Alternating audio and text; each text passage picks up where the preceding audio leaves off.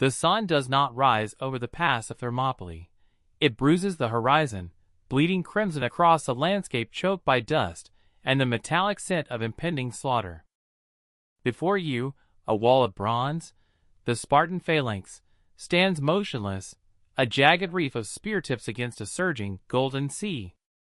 Across the narrow coastal strip, the Persian host stretches beyond the reach of the eye, a restless, glittering tide of humanity commanded by a king who believes himself a god.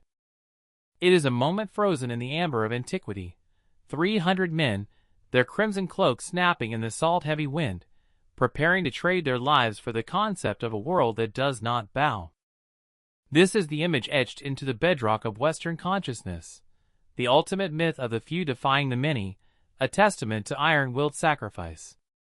Yet, as we peel back the layers of time, the golden haze of legend begins to thin. We must navigate this narrative with a critical eye, for the primary architect of this tale is Herodotus, a man whose chronicles possess as much flair for the theatrical as they do for the factual. The information in this video is based on current historical research, and it is vital to acknowledge that interpretations vary among historians. Numbers were often inflated, motives simplified, and the complexities of ancient logistics frequently sacrificed for the sake of a compelling moral arc. The reality of Thermopylae is not merely a clash of steel, but a collision of two distinct ways of perceiving power. On one side, the sprawling, multi-ethnic machinery of the Achaemenid Empire; on the other, a coalition of city-states, suspicious of one another, forced into a desperate alliance by the existential threat of total subjugation.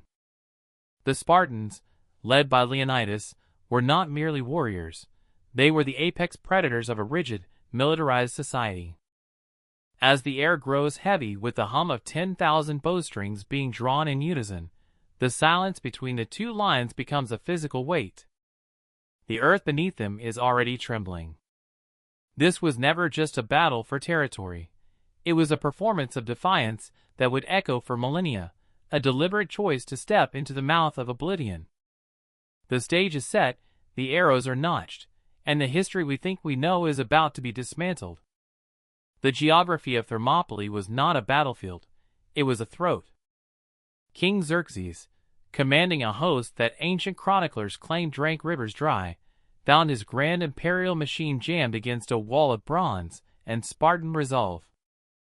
By locking their shields into an impenetrable phalanx, the Greeks neutralized the